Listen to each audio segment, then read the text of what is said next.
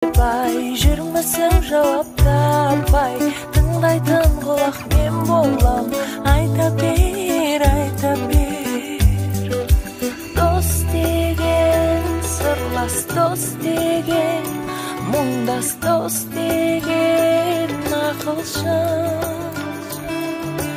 дос деген, жарым дос деген, жаным дос деген, отбасы.